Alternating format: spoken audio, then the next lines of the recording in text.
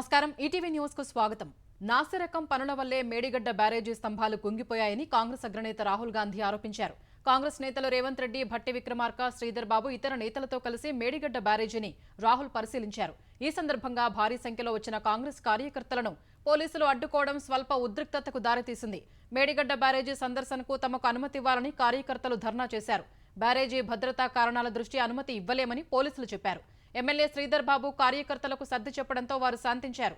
అంతకుముందు భూపాలపల్లి జిల్లా మహదేవ్పూర్ మండలం అంబట్టపల్లిలో మహిళా సాధికారత సదస్సులో రాహుల్ పాల్గొన్నారు. కాళేశ్వరం కేసీఆర్ కుటుంబానికి ఏటీఎంలా మారిందని ఆయన ఆరోపించారు. ఆయన దోచుకున్న సొమ్మును ప్రజల ఖాతాల్లో జమ చేస్తామని రాహుల్ హామీ ఇచ్చారు. కేసీఆర్ కుటుంబ అవినీతికి కాళేశ్వరం ప్రాజెక్టు బలైపోయిందని పీసీసీ అధ్యక్షుడు రేవంత్ రెడ్డి, సీఎల్పీ నేత భట్టి విక్రమార్క ఆరోపించారు. తెలంగాణ ప్రజల కోసం, వారి హక్కుల కోసమే భారాస పుట్టిందని ఆ పార్టీ అధినేత ముఖ్యమంత్రి కేసీఆర్ పునరుద్ఘాటించారు. ఎన్నికల ప్రచారంలో భాగంగా నిర్మల్, బాల్కొండ ప్రజా ఆశీర్వాద సభల్లో పాల్గొన్న కేసీఆర్ 10 ఏళ్లుగా శాంతియుతంగా రాష్ట్రాన్ని పాలిస్తున్నామని తెలిపారు.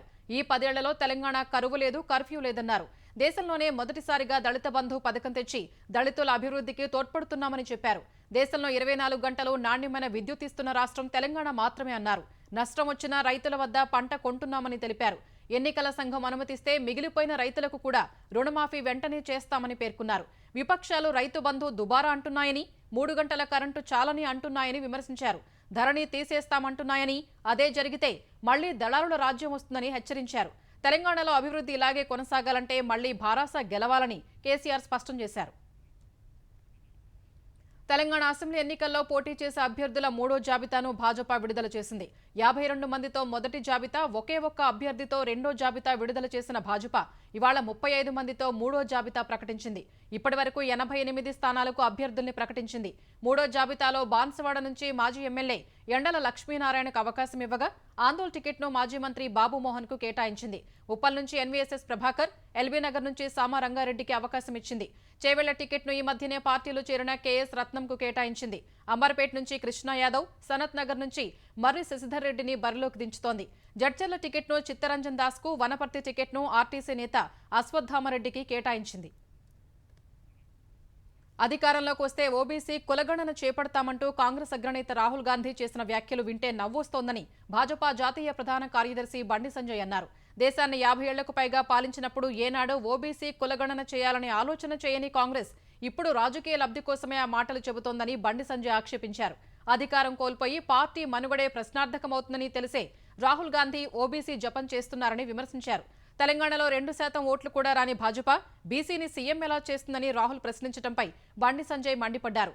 తెలంగాణ ప్రజల్ని తప్పుదోవ పట్టించడానికే రాహుల్ ఈ వ్యాఖ్యలు చేశారని ఓ ప్రకటనలో సంజయ్ స్పష్టం చేశారు. బీసీలకు తక్షణమే రాహుల్ గాంధీ క్షమాపణ చెప్పాలని ఆయన డిమాండ్ చేశారు. తెలంగాణలో ఎన్నికలు సమీపిస్తున్న వేళ మహేశ్వరం నియోజకవర్గంలోని కాంగ్రెస్ నేతల ఇళ్లలో ఐటీ అధికారుల సోదాలు కలకలం రేపుతున్నాయి. మహేశ్వరం కాంగ్రెస్ అభ్యర్థి కిచ్చెన్నగారి లక్ష్మారెడ్డి నివాసంతో పాటు ఆయన కార్యాలయాల్లో అధికారులు ఐటీ దాడులు నిర్వహిస్తున్నారు. రంగారెడ్డి జిల్లా బాలాపూర్లో బడంగపేట మేయర్ పారిజాత నరసింహారెడ్డి నివాసంలో కూడా ఐటీ అధికారులు సోదాలు నిర్వహిస్తున్నారు. ఎన్నికల కమిషన్ ఆదేశాలతో ఉదయం నుంచి దాడులు నిర్వహిస్తున్నట్లు ఐటీ వర్గాలు వెల్లడించాయి. వారికి అనుబంధంగా ఉన్న మరికొన్ని చోట్ల కూడా సోదాలు చేస్తున్నట్టు తెలిపాయి. కోకాపేట, ఈడెన్ గార్డెన్స్ లో ఓ కాంగ్రెస్ ఎంపీ తోడల్లుడి ఇంట్లో కూడా ఐటీ అధికారులు సోదాలు చేస్తున్నారు. రియల్ ఎస్టేట్ వ్యాపారిగా కొనసాగుతున్న ఎంపీ తోలడలి ఇల్లు, కార్యాలయాల్లో అధికారులు తనిఖీలు చేస్తున్నారు. ఓటమి భయంతోనే భాజపా, భారాస పార్టీలు తమ నేతల ఇళ్లపై ఐటీ దాడులకు తెగబడుతున్నాయని టీపీసీసీ అధ్యక్షుడు రేవంత్ రెడ్డి విమర్శించారు. స్కిల్ కేసులో 50 రోజుల తర్వాత కూడా 50 పైసల అవినీతిని వైకాపా ప్రభుత్వం చూపలేకపోయిందని తెలుగుదేశం సీనియర్ నేత పయ్యావల కేశవ్ ధ్వజమెత్తారు. స్కిల్ కేసులో ఏదైనా తప్పు జరిగి ఉంటే అది అధికారులు చేసిందే తప్ప చంద్రబాబు కాదని ఆయన అన్నారు. సిమెన్స్ తో చేసుకున్నది మంచి ఒప్పందమని కేంద్ర కార్యదర్శి లేఖ రాశారని గుర్తు చేశారు. జర్మనీ సిమెన్స్ కు వైకాపా సర్కారు లేఖ రాసిందా అని ప్రశ్నించిన కేశవ్ ఏమని లేఖ రాశారు, ఎవరు సమాధానం చెప్పారని ప్రశ్నించారు. సిమెన్స్ ప్రాజెక్టు అద్భుతంగా ఉందని, నాటి అధికారులు సునీత, పివి రమేష్ నోట్ ఫైళ్లలో రాశారని కేశవ్ వెల్లడించారు. రాజకీయాలకు అతీతంగా తెలుగు ప్రజలు చంద్రబాబు వెంట ఉన్నారని తెలుగుదేశం ఎంపీ కింజరపు రామ్మోహన్ నాయుడు స్పష్టం చేశారు. చంద్రబాబును ప్రజల నుంచి దూరం చేసేందుకే వైకాపా ప్రభుత్వం ప్రయత్నిస్తోందని ఆరోపించారు. జగన్ ప్రభుత్వం చంద్రబాబును చిత్రహింసలు పెడుతోందన్న ఆయన కేసుల మీద కేసులు పెడుతున్నారని ఆక్షేపించారు. ఎన్ని కేసులు పెట్టినా పోరాటం చేసేందుకు తెలుగుదేశం సిద్ధంగా ఉందన్నారు. ఆంధ్రప్రదేశ్లో పాల వెల్లువ పథకం పాపాల వెల్లువగా మారిందని జనసేన పార్టీ రాజకీయ వ్యవహారాల కమిటీ చైర్మన్ నానందల మనోహర్ ఆరోపించారు.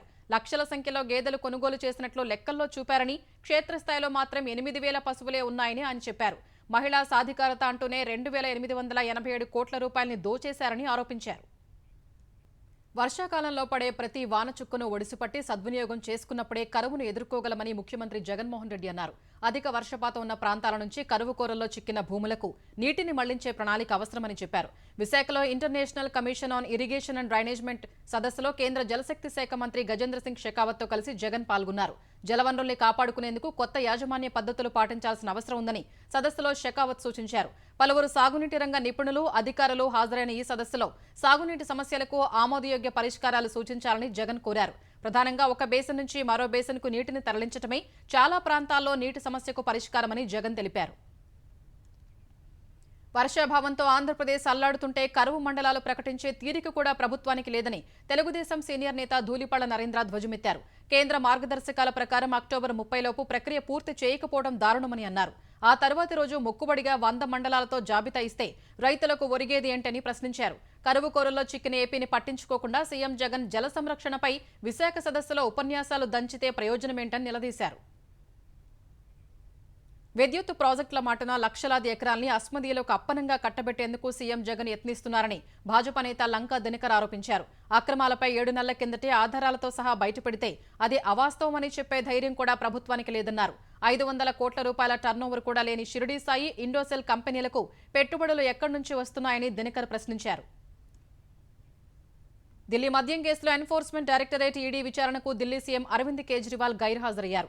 ఈ కేసులో ఈడీ పంపిన నోటీసు చట్టవిరుద్ధమని, రాజకీయ ప్రేరేపితమని కేజ్రీవాల్ ఆరోపించారు.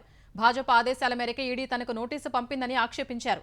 4 రాష్ట్రాల్లో జరగనున్న ఎన్నికల ప్రచారానికి తనను వెళ్లకుండా అడ్డుకునేందుకే నోటీసు ఇచ్చారని పేర్కొన్నారు.